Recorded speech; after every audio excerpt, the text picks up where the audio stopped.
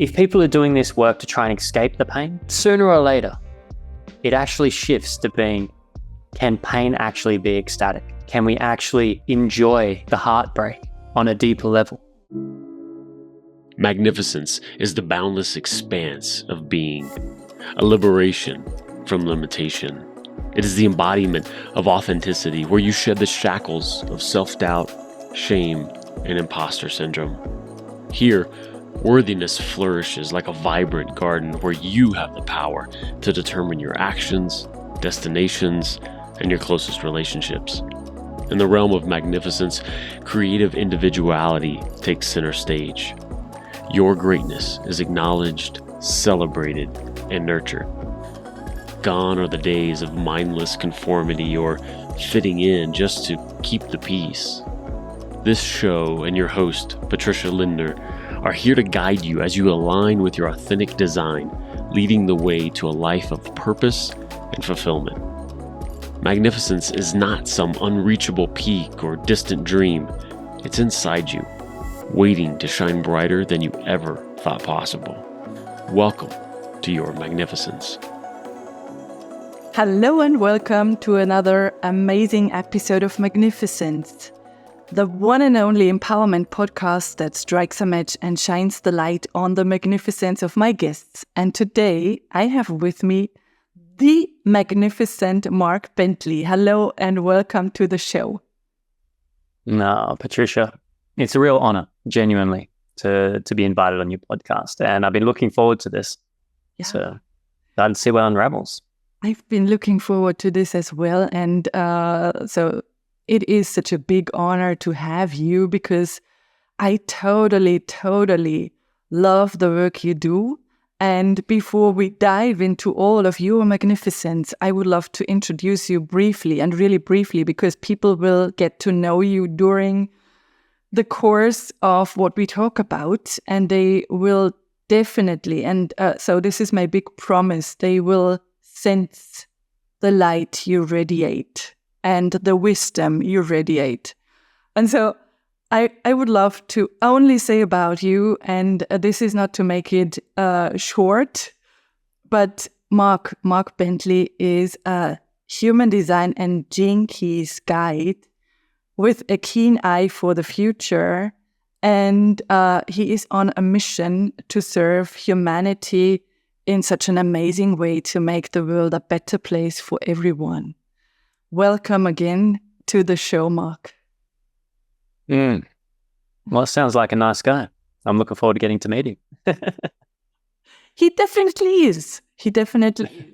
And Mark, I told you before I pressed the record button, this show is going to be a special edition because this is very different. Usually I have people as guests on my show that might not even know anything about human design or the gene keys, or that might have had this strange experience, maybe not even a satisfying one, with a reading of gene keys or human design, most of the time human design.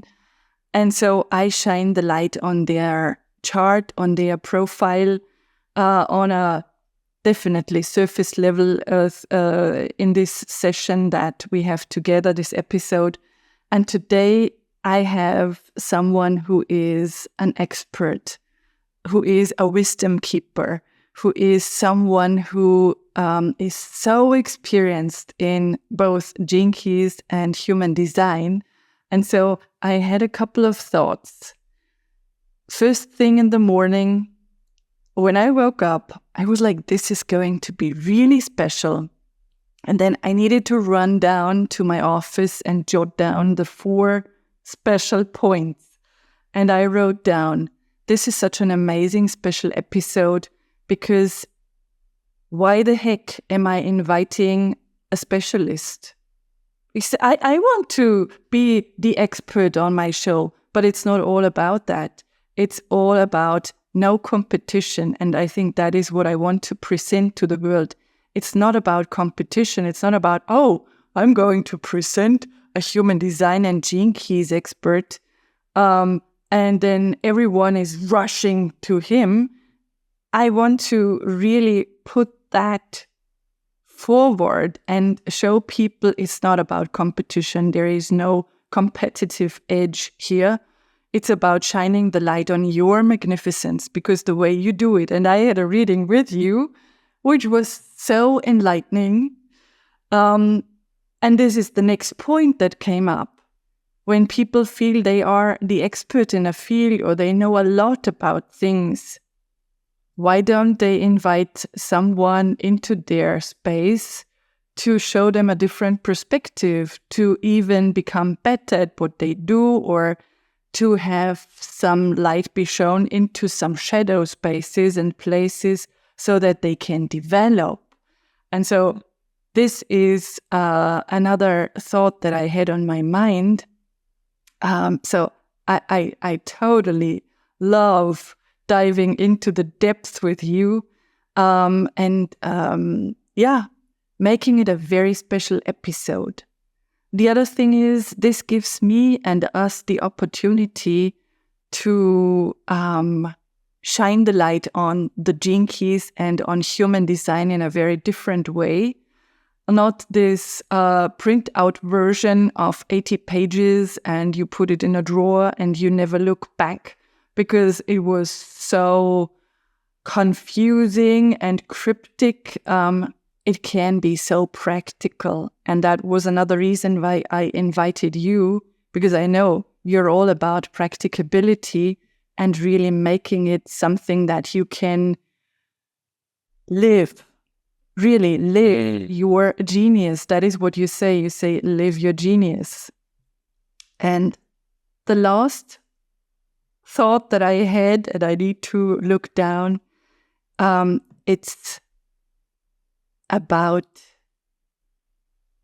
busting the myths that are out there around gene keys and human design, because I oftentimes meet experts that say, you just need to have a brief look at your gene keys chart or your human design chart, and then I can tell you exactly how to promote your business and you're going to get all the money flow in just within a session or two.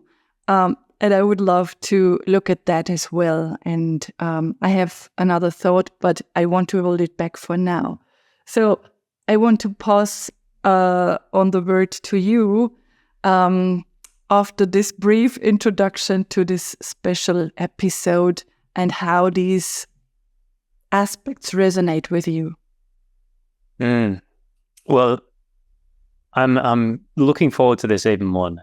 And every one of those points we can dive deep into. But the one thing is, even as you were saying the word expert, I noticed there's a part of my body that almost wants to shrug that off and go, don't call me that.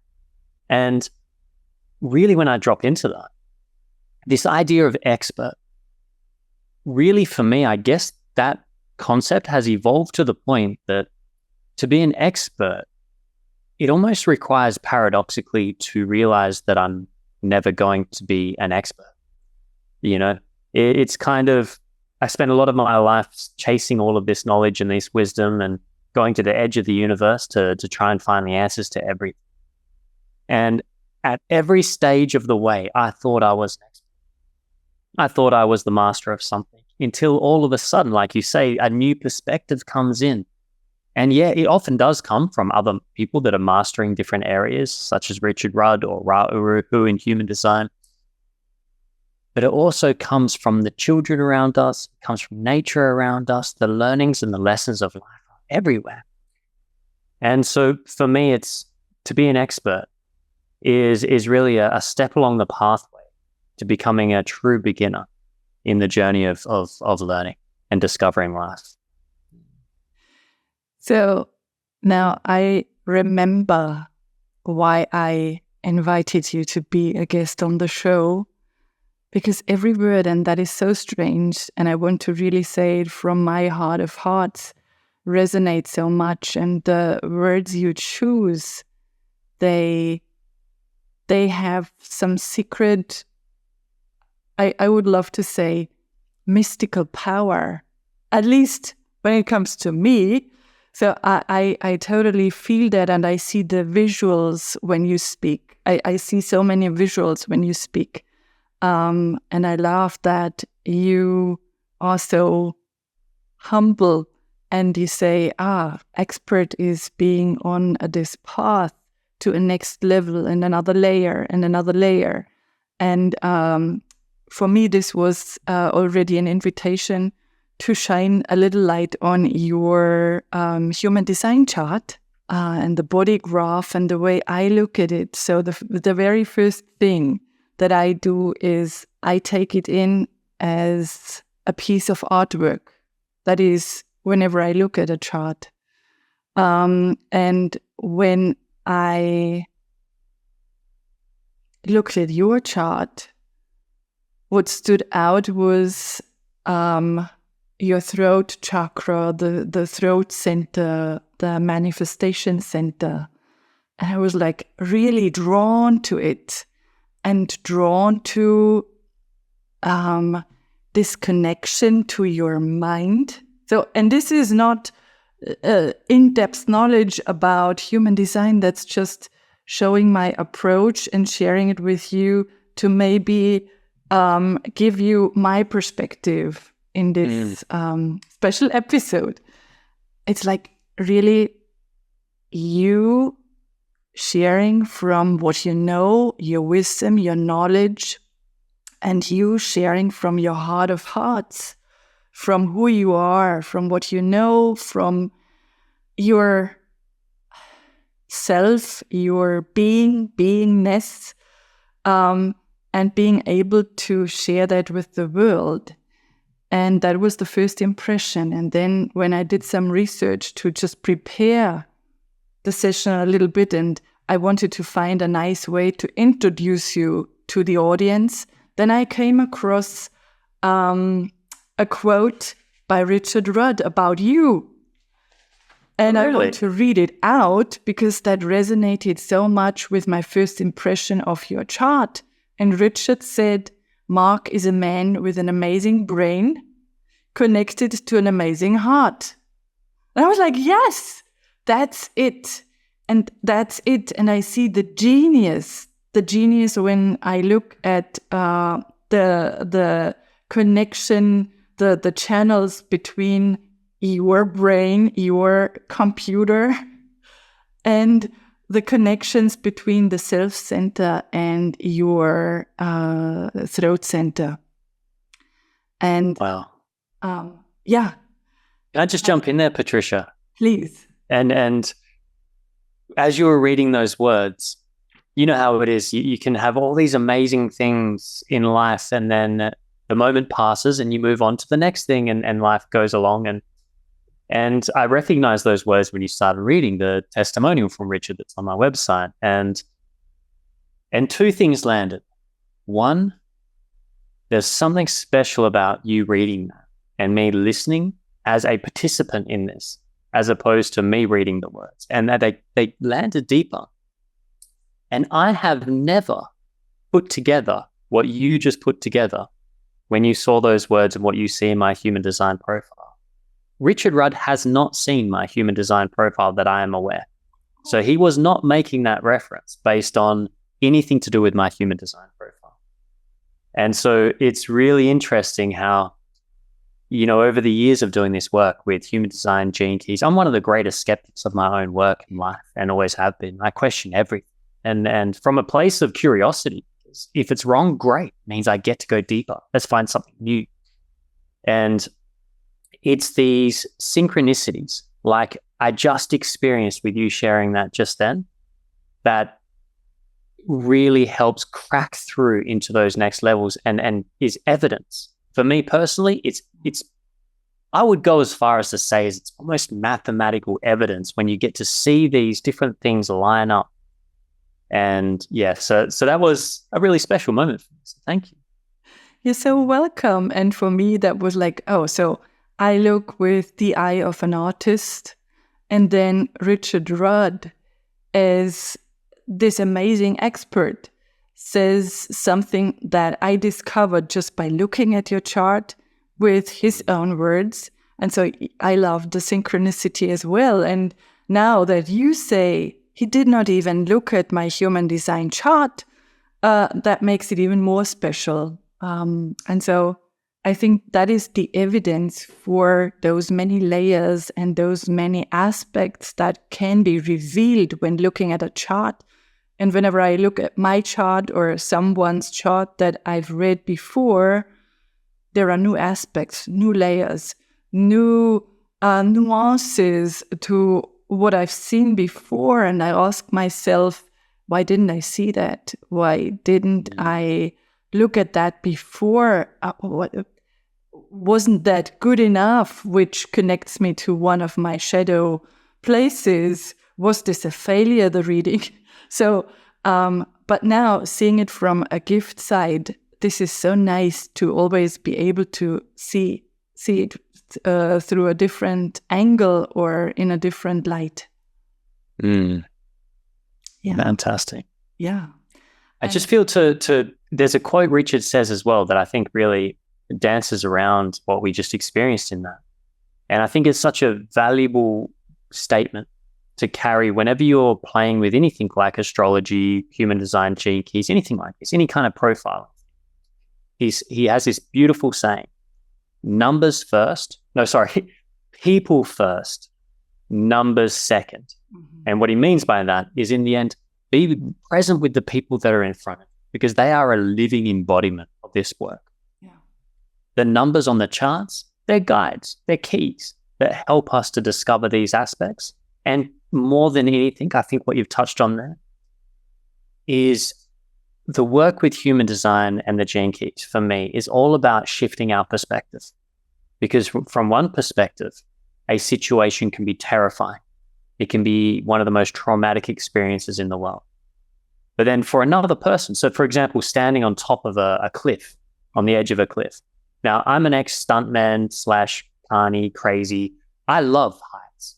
So I will stand on at that edge of that. No, you're not? No, not at all. Perfect example then. Because then you and I could go and stand on the end of a cliff edge. And the biological experience of that exact same moment will be completely polarized between you. Yeah. I will be exhilarated. My body will be creating, serotonin and all this kind of dopamine and all these positive hits. And for you, it would be creating the fear biology. Yeah. And so really, it's not about the thing. It's not about the experience or about the aspects. It's about the perspective of how we are looking at it. And that's where I feel like, Richard's statement, people first, numbers second, helps us to really adjust around. Yeah. And I think that is busting one of the myths.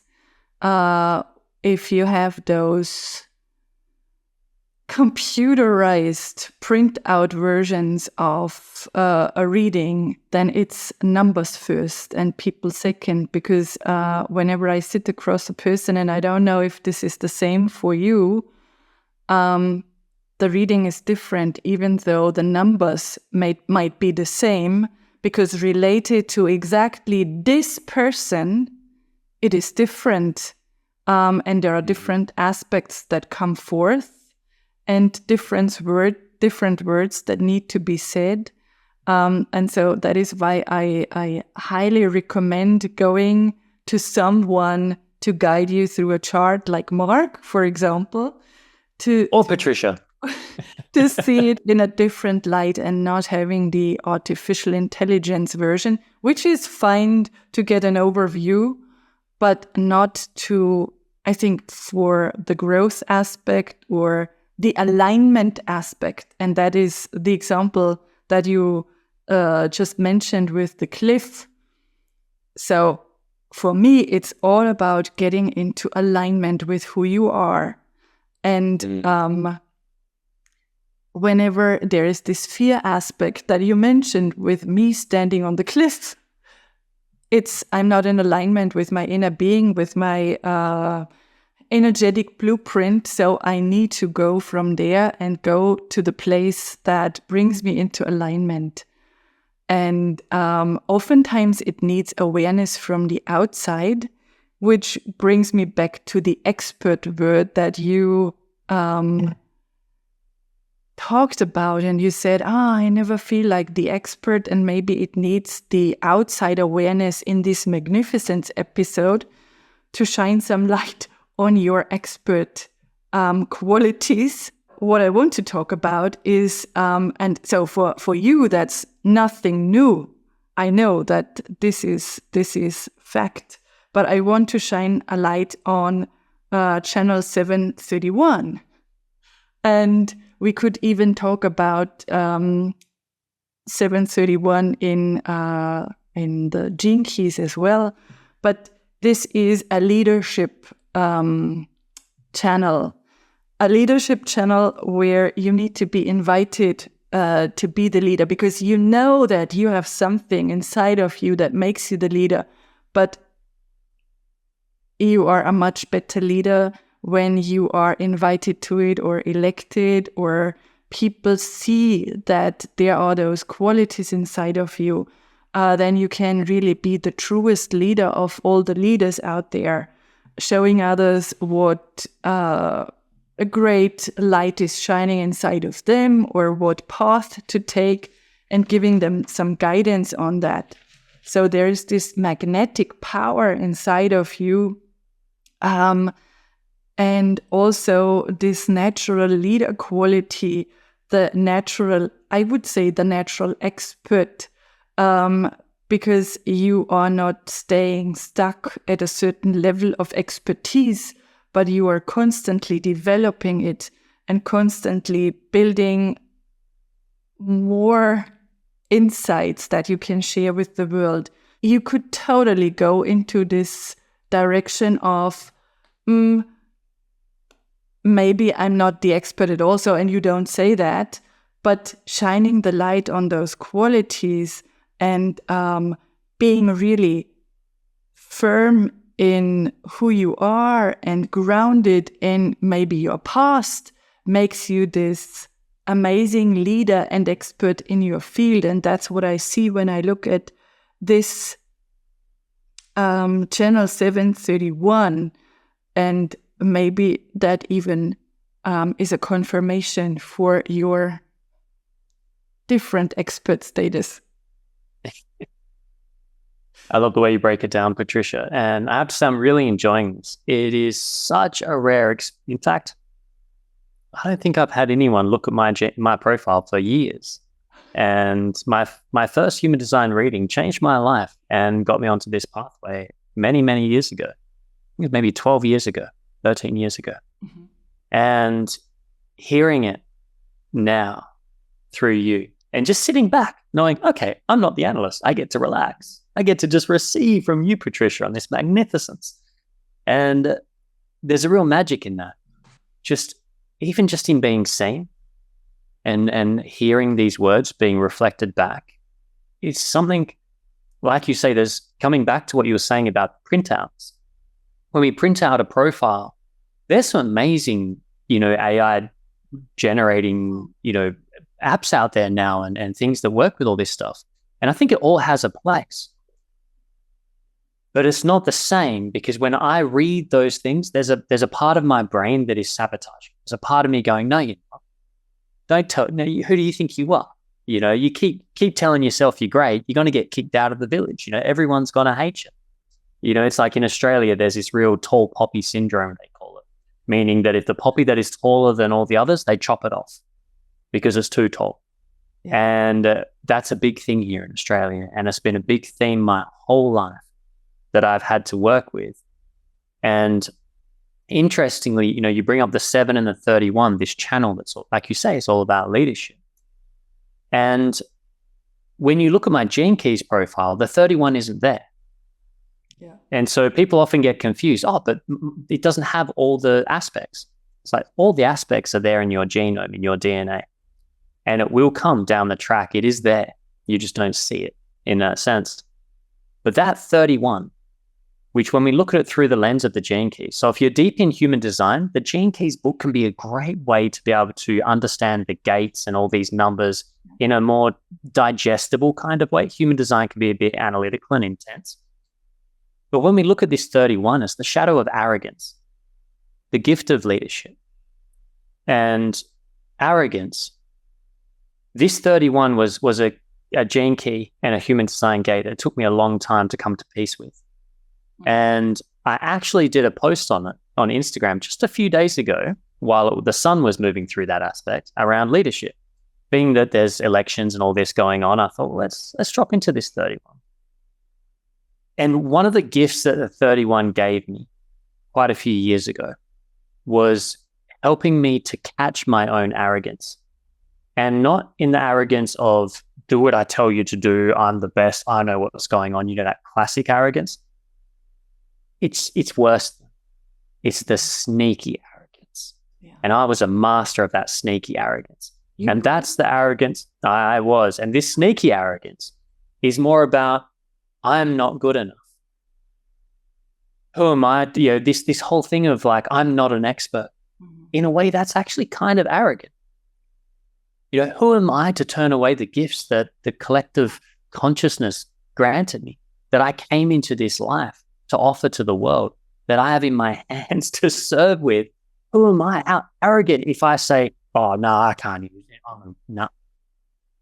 And deny the world of my service. And I don't want you to do that. That would be heartbreaking. Yeah. I don't want anyone else to do it. And so we find that this humbleness can actually hide this arrogance hides as a form of humbleness. Mm-hmm. And so I have to always watch myself with that, because I have actually cut my hands off a lot of times in my ability to lead, because I refuse to take the power, even though people were trying to give it to me. And so that has been, you've touched on a very juicy one for me. That is, it's my life's work, that 7. Mm-hmm. So the 31's always around the 7, Yeah, I like what you said, and I want to add something. So I always have plenty of pathways and ideas going off when I listen to you. And so we'd need hours and hours to share about what I want to talk about. But I want to go back to your chart and not pull up the Gene Keys chart. And you said, so the 7, that is my life's work. That is about guidance, the gift of guidance. And for those who are not familiar with Gene Keys or human design, when you have a human design chart, you can see this aspect right here. It's the conscious sun aspect, which is the Gene Keys aspect of your life's work. But you have combined it with line 5, which is amazing. But what for better or worse. What I wanted to touch upon is, and this for me is again about leadership, the 13, which is your evolution, what you are here to learn. And I loved that so much when I looked at your chart, and now it is a great fit to what you say or what you said. It is, again, this natural leader ability. That's at least what I see in the 13. What are you here to learn? So this firm grounding that you need to be at peace with your past, and to also, and that is, so I hope that I can say it in the right way, because that is part of my mission that I want to share with people. It's when you look at the here and now, at what you feel about yourself, at who you are, at your emotions, at everything that shows up in your current reality, it's an indicator to what you did in the past, because it is like the past manifests the now. And it is like the seed you planted in the past is showing up right now. And so you always have the choice to plant a new seed in the here and now for your future. And so your past will be shown to you every day when you consciously look at where you are right now. And for me, it's also an indicator of alignment. If you are not happy with where you are right now, then it needs adjustment so that you can create a different future. And for me, this is the embodiment of this manifesting, being a natural leader, being someone who needs to be at peace with the past, or create something in the here and now to have an aligned future. I don't know if this made sense or if this was a bit cryptic, but for me, this is the heart of everything, that people know, okay, when I look at my current circumstances, at my current emotions, am I on a high-flying disc? That's what I said. So I want to be on a high-flying disc in this episode with you. What plants did I seed? What seeds did I plant? What seeds did I plant? And what am I harvesting in the here and now? It has to do with my past. Absolutely. Like, Patricia, you are a treat. You are a true gift to the world. And I'm so glad you are doing this podcast, because if I can come on here having done this work for over 10 years, and when I do this work, I walk the talk. It's testing it, stretching it, everything. And to be able to sit here and to still get the gift of receiving that from you, and to feel like the synchronicity and the timing of this as well is just perfect. Like, having this confirmation, this affirmation, this recognition and love, from you in the way you share and read this. It's really heartwarming, and it works with this configuration, as you talk about, with the 7 and the 13. And as you say, it's in order for me to move forwards into the past, I have to digest into the future. We're switching words a lot today. Yeah. As in order to move into the future, it really is that I have to deal with the past. And it is such a ridiculously tangible thing in my life and the beauty of human design is that it gave me a framework to help it stop feel so personal, because it feels pretty personal sometimes. When life is intense, like you say, it's not how you want it, and it's means that, okay, well, it's mathematical. Mm-hmm. Something led to this moment. Yeah, and if it's not moving forwards, then some conditioning, some form of coding, in a sense, in my mind is still getting in the way of it going forwards. Maybe there's old emotion that I haven't digested yet. So the wisdom hasn't been extracted from that emotion. So it's still sitting locked in my body. And if I don't listen to the moment, listen to the way the world is responding to my energy, then I won't be able to get to the roots of whatever that is. And to me, it's all about digestion. In a way, it's like the 13 is about, for me, through my experience, is about the capacity to digest my emotional experience. And digestion can only happen when we have self-awareness, like the digestion of emotions. Otherwise, they just become reactions. Nothing's getting digested. You just vomit a little bit out and then you repress it back in. Sorry for the colorful language. But whereas when we have self-awareness, and that 13 is about listening with the heart, staying present in the heart through whatever is happening, through whatever pain, whatever suffering, whatever beauty, whatever magic being centered here, then it is digested real time, and it doesn't build up, it doesn't get locked in the cells and drag me back. And so I find I go through these waves. And I think I was sharing with you just before we came on this call that these last couple of days have been really gritty for me. There's been some like self-worth stuff coming up. There's been this where and there's a part of me that sits going, you're not supposed to have these experiences. What are you doing? You're the one that's the expert in this field. And then I remind myself, yeah, I'm an expert in how to stay in that present moment, to feel that feeling and allow that grit to happen. So because over these last couple of days, it's been dredging up out of the depths of me old belief systems, particularly around money and worth and dependability. And there's certain aspects that have just been stirring up inside. And because of that gift of that 13th evolution that has helped me over time to become more and more able to just be present and stay in that heart space and listen, because when that's all coming up, that's my past. It's not who I am now. And by allowing, that's what helps me get my guidance. Now I understand how I got here.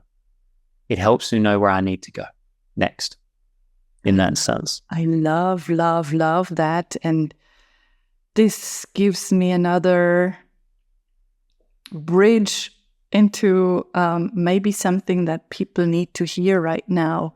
You mentioned digestion. It's about digesting. And when you digest, and you mentioned like vomit and stuff, but when you digest, then you take in the nutrients. And you let go of what no longer serves you or doesn't serve you. And so this is such a wonderful picture that you allowed to show up right now. And I think that is what I want to really stress when I talk about especially the gene keys. It's not about getting rid of all the stuff that feels like shadowy or that shows up again, and I need to get rid of that because I want to be further along the way. But it's about digesting it, and it's like circling back to some things. And for me, that is such a big relief that you say, I think I'm the expert in a field, and now these things come up. Am I not good enough to guide other people if this shows up for me? And I think that is such a good example for this whole, I don't want to call it concept, but inspiration of what the gene keys are, an invitation to see it in a very different way.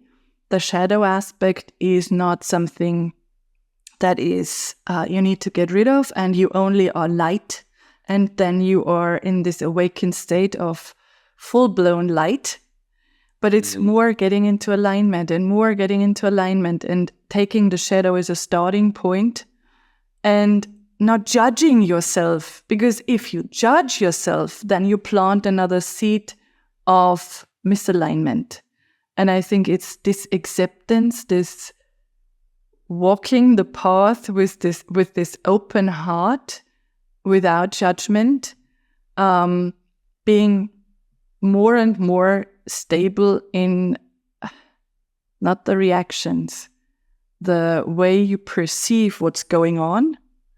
And I like that you just did this amazing, or gave this amazing example as someone who is so much into the work, and you say, but this shows up and that shows up.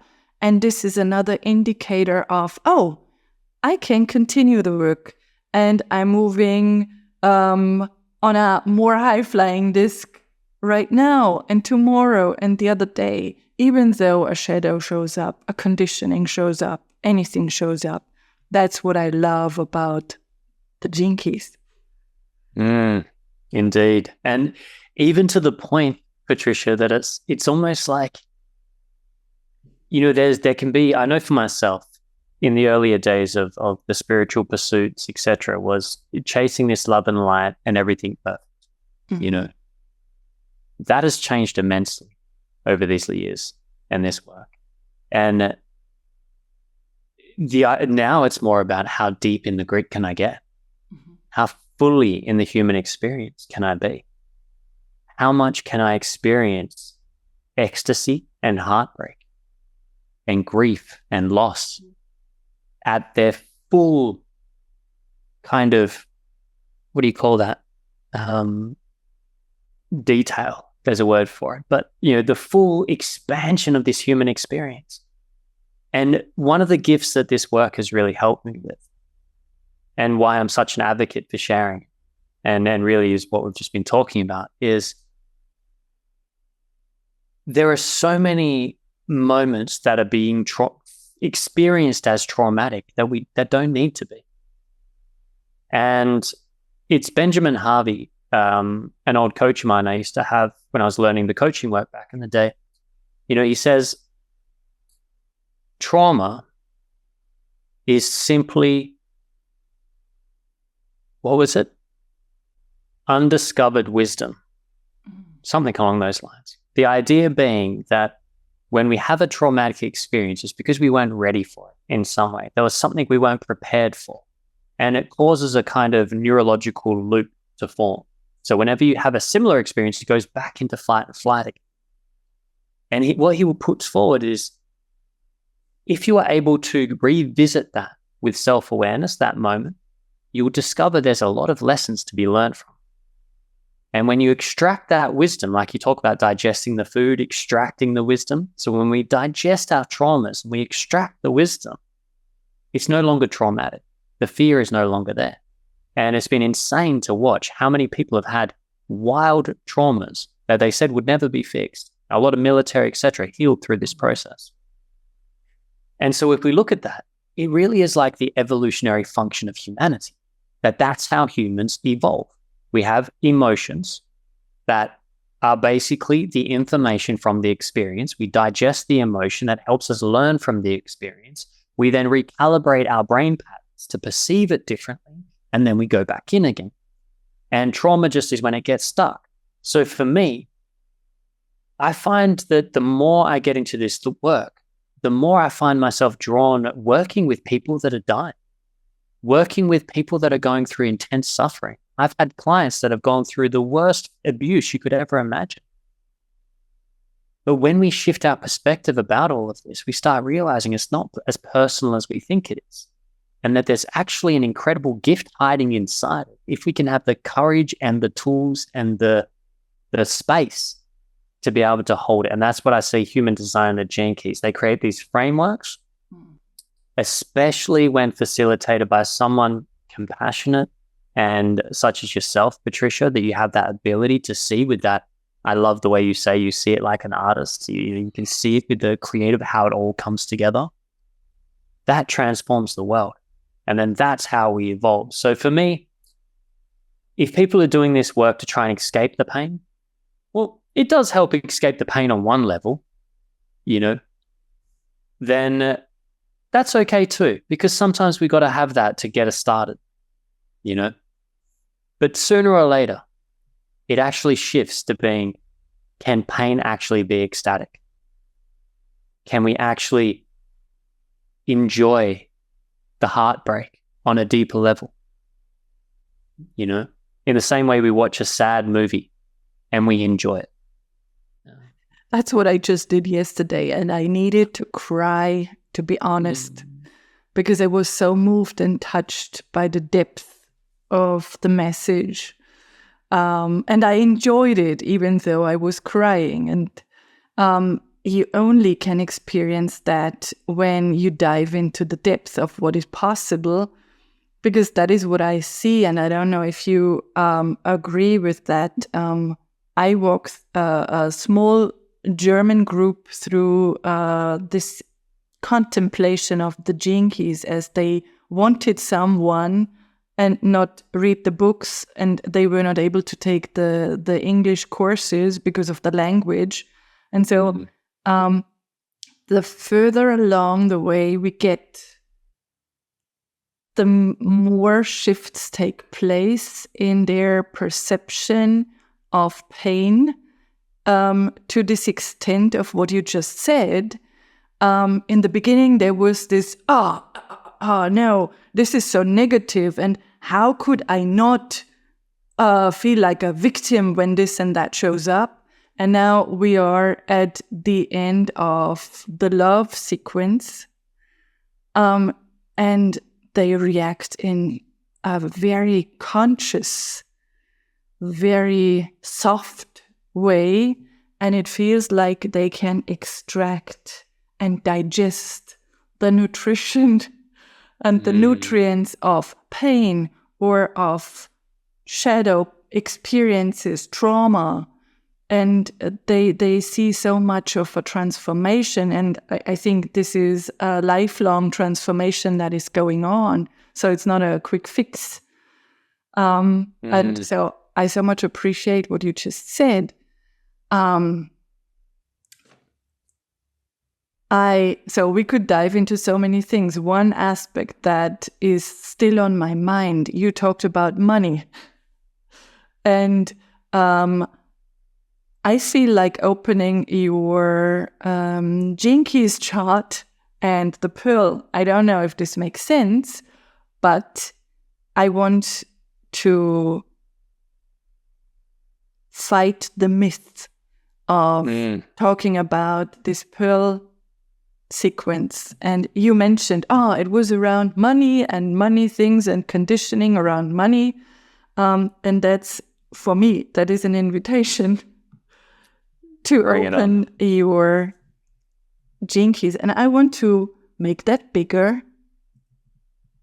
Does it show up in a bigger way right now? No. No, you might have to click on the box first. Okay. So. And then Control Plus.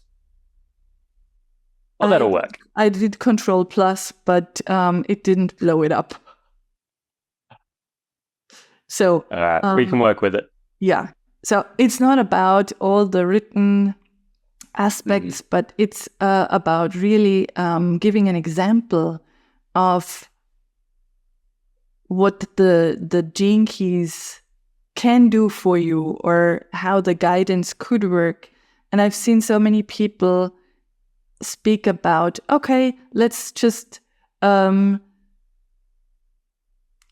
dive into the activation sequence, that's not interesting, and the love sequence, not at all. I don't want to learn anything about the relationships. I want to build my business, and I want to make a lot of money. And so isn't it the easiest thing, and I'm just a bit provocative right now, isn't it the easiest thing for you as the expert to dive into the Pearl sequence, this blue triangle? It's not a triangle, I don't know the word, but you could just easily read the aspects that make you be a prosperous man. If this is true, what coaches say, and I don't want to harm them or judge them, but I want to really break this myth of just jump into the Pearl sequence and then make a lot of money. I can help you build your business based on the Pearl sequence. So I want to say a couple of things about your Pearl sequence, but first of all, what is your reaction to what I just shared?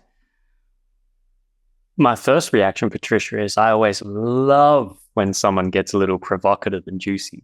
So massive respect for the willingness to go there, because I think that is something as a collective we need to have these conversations. Yeah. And not from a place, like you say, of competition of who's right or wrong, but rather let's work it out. Let's see, can you do it? Because if you can, great. But can you really? And when it comes down to prosperity, because as you said so beautifully, the blue spheres in your Gene Keys profile about prosperity. Prosperity is not just money. And this is where we can make that mistake often. Mm-hmm. There are lots of ways to make money, but you have to sacrifice your integrity to do it. And the red spheres are the Venus sequence. They're working on the emotional body. Then you have the green spheres, which is the physical body, and really grounding in purpose of what we're here to do in the world. So when you look at these three sequences, they're called sequences for a reason. And they're designed to be contemplated in the order of the sequences, which means it actually begins at the top at the life's work. It goes through the green spheres. And the idea is it's a bit like cracking open a safe, that if you want to unlock the genius that's in your genome, the prosperity in your genome, if you want to unlock that, it is just like cracking a safe. You see those old movies where they have the little ear things on and the stethoscope, and they're listening to they're turning, listening for clicks. That really is what the art of contemplation and the way we work with this, that's what we're doing. Like when you and I talk about a key, you mentioned, the 7 and the 13, and you shared that beautiful piece that you gave. That, I heard a click. There's like something landed, and I was like, oh, one of the pins in the lock in my genome unlocked that I'm trying to get open at the moment. And so the idea is, as we go through this process, we can unlock the pins. And then the prosperity is what comes out as a result. So if we go to the blue spheres first, I believe that you can get a certain amount of, I'd say lovingly superficial success using that wisdom. And that's great. That might be what you need before you then go back to the start. But if you really want to unlock your prosperity fully, then it requires deep grounding in the body. We have to be grounded on the earth first. And that's what the green spheres are all about. And we've got to have purpose, a sense of purpose. And then if we want to be able to be prosperous, we have to be able to handle our emotional intelligence. We have to be able to handle a turbulent time and move through things without becoming a victim all the time. And also, if we want to have relationships, we can't just go to the red Venus spheres. We have to get our grounding in our body still. So from my perspective is like, yeah, absolutely. You can start anywhere you like. You can go wherever you like, because I've learned my lesson, Patricia, that trying to get people to do it in the order, it's not efficient as it would seem on the outside. Sometimes they have to go the wrong way to be able to get the motivation to go the right way, if there is a wrong and a right way. So that would be my initial response to that. That is so beautiful. And I would love to present you something new, but I know that this would be stealing your words, because I wanted to say something. So if you look at your chart, your profile, and that is the exact same thing in my profile. It says charity, where exactly the money spot is, the pearl. Yeah. And this is another thought, and now I can share it. And I can stop the screen share. So we talk about this charity aspect here. When I woke up this morning, I thought about, okay, I would love to talk about the pearl as well. And then I had this picture. I still had my eyes closed. And I had this picture of an oyster or a mussel. And it was opening and opening more and opening more and opening more in a very slow way. And I related that to our conversation.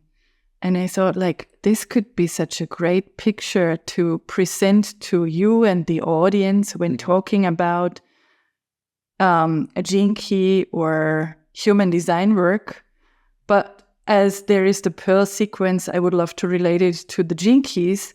And it is like getting to the pearl step by step. And maybe sometimes this oyster, or I don't know if it is only oysters or mussels, sometimes it closes again a little bit, then and the very last thing, to really be fully open, the fully open heart, the reactions, no more like reactive or triggered, then you can get to this pearl. That is the picture that I had in the morning, and I thought, this is the gene keys. It's this ongoing contemplation of an oyster opening slowly and softly and revealing the pearl. And I don't know. That is stunning image. Yeah. I thought, that's it. That is this process of finding the pearl. And it's not like cracking the oyster open, taking the pearl, and then throwing the shell away. It is this smooth process that it needs at the right timing. That is trusting the right timing and not rushing through it. So that is what I thought. And I like that. Even bringing it to the question you asked about, the people that kind of go straight to the pearl just to kind of get the money going. Yeah. It is kind of a bit like that, isn't it? Like running in and, ripping the clam open and grabbing the pearl out, running off, going, okay, I've got what I need. Yeah. And it's like, as you were describing that, and I was watching, visually your words as it was opening, and I was thinking, it just kind of dropped that I mean, where does the pearl come from? It comes from a grain of sand agitating a clam. And then the silica or whatever it is builds up around that grain of sand and builds and builds and builds over time because of agitation. Not because the clam was patted nicely and told it was beautiful, but it was through its agitation, it turned dirt into beauty.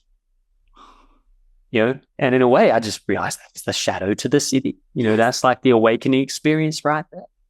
Exactly. Was that said before? I don't know. Did anyone say that before? I didn't read that. It really came to me this morning. I don't know if Richard Rudd talked about this opening. I think the pearl sequence has been connected directly to pearl clam. Yeah. I think that part's been around, but it's actually bigger than just that. Like you can kind of extract the whole shebang with. Yeah. And then when someone like you and me discover there is a line for charity, then it's all about, okay, then I am done because I'm a charity worker. It's not about the money.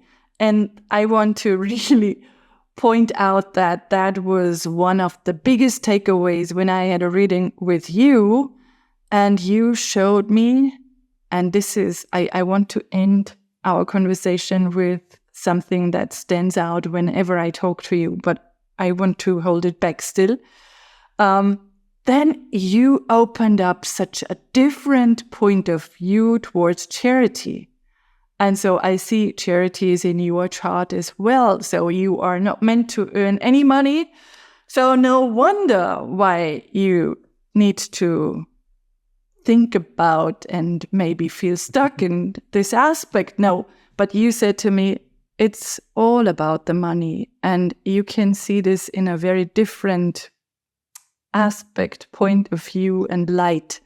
And I would love you to talk about that openly, because I think that is one of your most amazing and magnificent capacities, to shine the light on aspects in such a different way. And that connects me to your purpose. And I jotted it down. It's this insight. You are master of giving insight into things. You are an agent for the unexpected, Mark. You are someone who is so different from anyone. You are so unique, and I hope that you embrace that, because you talked about charity in that way. Oh, thank you. Thank you. Taking a moment to actually receive that. You remember? Yeah, no. Yeah. I wasn't stalling. I was genuinely taking time to that was touching. I really, really appreciate it. So I just touched upon your V3 in your gene key or human design. I think 100%. That's your genius. That's your genius. And you know what helped me the most? Because people often say this, Patricia. Oh, it's okay for you because you just roll out these epiphanies and insights, and it's like, yeah, but it's taken a lifetime of me to own myself to be able to. It's not that the insights come from me. It's not coming from my mind. It's that this 43rd gene key I have as my purpose. It's the shadow of deafness, the gift of insight, the city of epiphanies.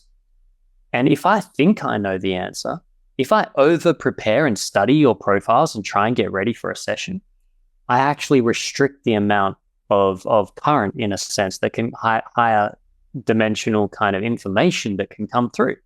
And then I become deaf. And then I just mentally talk about things, like from what I've studied or learned. But I found that the more I allow myself to trust in whatever comes out of this mouth, and trust me, it's been scary. Like, my biggest fear is being called a cult leader and all those kind of things, right? It used to be. And then I went through the experience that happened. And then I also realized that a cult leader is a leader of culture. Mm-hmm. And if people want to follow the culture that I'm bringing through, then that's great. I'll be a cult leader, because I'd like to create a culture around love and compassion, openness, etc. So that was my 43rd journey. And it's been by daring to be wrong, daring to be stupid, daring to be ashamed, daring to have all those things, and just let it come out of my mouth. The irony is, ever since I fully stepped into it, at least as much as I have today, it has never failed me. And it just rolls out. And this is actually coming now to the fourth, talking about that fourth line of charity.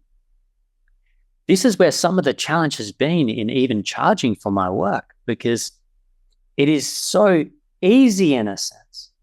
I turn up, you and I dance together with your profile, and then you go. And then I just leave it right there.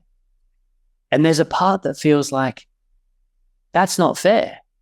Like, what about everyone that has to work like 9-hour, 10-hour days? They have to do all this, they have to do that.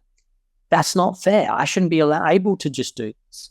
And so I watched the shadow side of this fourth line of charity that would play out, where I would self-sabotage that I have no right if everyone else is. So rather than being charitable by sharing what I have, excess, I would give away everything I had and not allow myself to be prosperous or happy or positive, because into everyone else on this planet was. Like that, I realized I literally was doing that. I was trying to satisfy the entire planet. Massive bug in my program.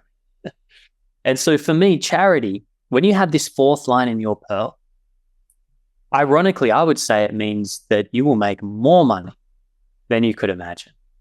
Because how can you truly be charitable if you're not harvesting energy from somewhere and sharing? You know, a farmer cannot be charitable with their wheat if they don't grow an abundance of wheat. And so what I would see happening with this fourth line, this concept of charity, is that I would be giving from an empty cup. And that charity, if we truly want to offer genuine charity, it should be given from an overflowing cup. That anything that is excess and flowing over the edges, instead of spending that on just silliness or just sticking it in somewhere that it's not being used, use it and put it somewhere where it can really help someone get that leg up. Or and look, it could be someone on the side of the street, you know, that a drug addict or a homeless person or whatever it is. Maybe that's your charity that you give for the day. But it could also be investing in a startup company. Like, it seems strange to think of that as charity, but it's not about giving for free as such. Charity is about sharing our overflow to somewhere where we feel it can be received and support and create growth, you know, in that sense. And the biggest thing that the last post I'll share, Patricia, that helped me to make a change in my life around this was when, through contemplation of that line and the key that I have there, which is the 18, I really started seeing that it wasn't just my money and energy I was giving away. What got me to stop was when I realized I was giving away my son's energy. My energy that was meant for my son was being given outwardly to the world to try and fix it when it doesn't need to be fixed. And that's when I realized, no, you can't do that. Yeah. That's not okay. That's my son. If anyone has a right to my energy, it is my son. Absolutely. And so from that point, I realized that, well, for me to be the father my son came here for, I need to take care of me. I need to make sure that I do put that oxygen mask on first, and I get the oxygen. I need to make sure I have good food, clean water, a safe space to live where I can actually do the work that I'm built to do. You know, and when I started, and these things take money. And if the money's not there, the stress comes because there's a family to take care of. And that means I can't be charitable. I can't be able to give so freely from my heart. And what I realized was money even isn't my greatest gift with charity. It's with my purpose, to be charitable with my purpose, which is insights. And so anyone that's seen me around on Facebook or YouTube, I don't cut and go, I'll just give you a little bit and tease you so you pay me money. So I'll give you your insight. If you're here on the stage or you're in the audience and you have the courage to ask the question, I'll pour my heart into that experience and offer that insight. And money isn't even a thought. But in order to do that, I need to have money. I need to have these things taken care of. And so it's about, so for me, it really comes down to the chalice.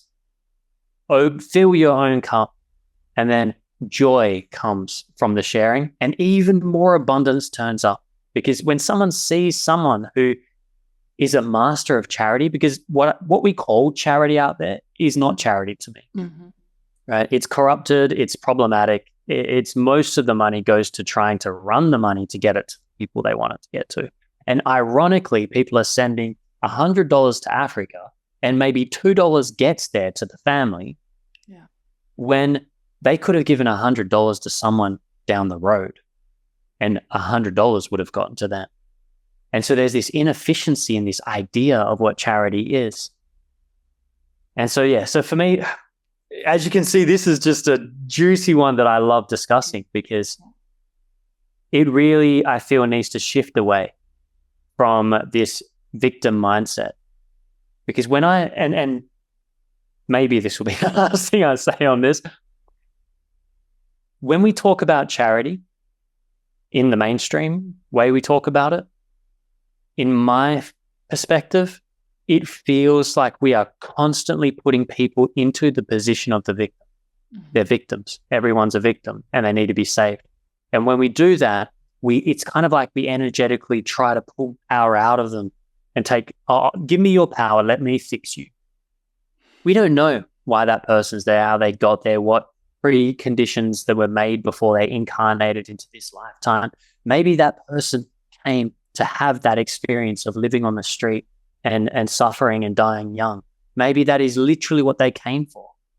I don't know that. And some of the happiest people I've ever seen were the ones like in Cusco up in the Andes, way off the tourist track, the poor people, the ones that had nothing.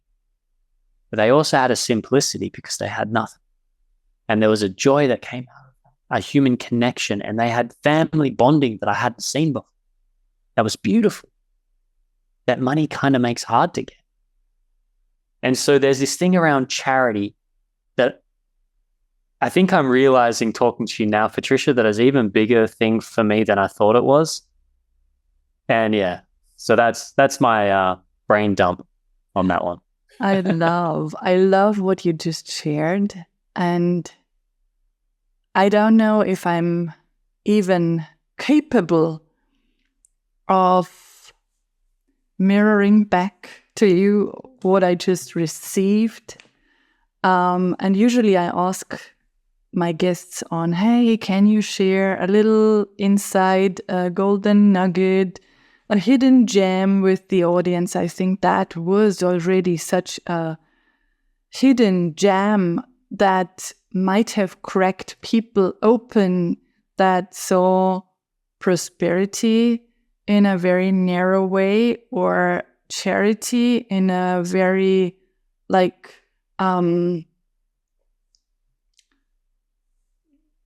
normal way. That's what charity is. That's how charity is described by most of the people. And you opened us up to such a multifaceted view of what all those words are. And that's what I like about you. And I said that in the end, I want to share something that I thought about you, that I feel about you, that I want to share with the world about you. But it feels like this is the right place to say it out loud, because for me, you said it's from the overflow that you can share. And I heard you once talk about this concept of those biophotons that are inside our literal DNA. And when you are in those shadow places and you don't allow yourself to be a leader in your case, or see yourself as the one who can guide people or has those amazing gifts, is that magnificent? Not in an egoistic way, but in the way of being of service, then you compromise those biophotons, those parts of the DNA that shine your light. And for you, I'm not a clairvoyant. Even though I can pierce the persona, I see that for you, there is so much of those biophotons shining the light that I can see it outside of you, and you shining such an amazing light and sharing this light with people that makes me even feel like some tears coming up, because the way you talk about things, the way you share those aspects with people is such an enriching one, such a prosperous one. You don't shy away from going into spaces and places that are totally honest. You don't say, oh yeah, I'm making 20K a month with the work I do. You say, I struggle with a concept. I've been there. I've done that. I saw the shadow aspect. And I think you have this capacity of being raw and real, and therefore being so authentic and so aligned. And that makes those biophotons totally shine. I can see that. I really can see that around your whole body and through every word. That is like words of light that reach people when you speak. And I don't want to be nice. That is my truth. And I would love to encourage people to really connect with you and reach out and get a reading just by you, the way you do it. Because that is, it is really helping you see yourself in a different light, helping yourself getting to more of the aspects that might have been hidden in the dark. And so I would really love to ask you, where can people find you to do that?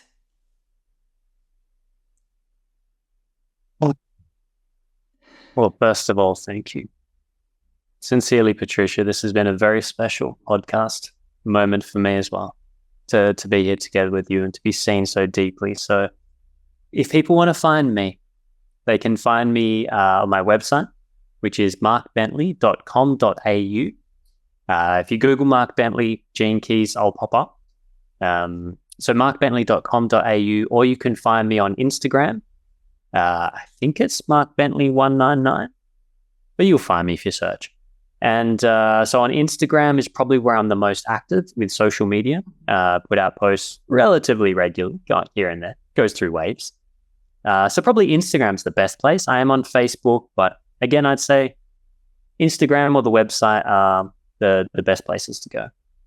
And absolutely, anyone that wants to come along, join. I'm actually looking at starting up a community soon, like a little closed group, mainly just so I have somewhere to bring my people together, that want to be there, that want to make sure we don't miss out, because mailing lists and everything else is becoming very difficult. And social media, trying to make sure, we track everything is so difficult.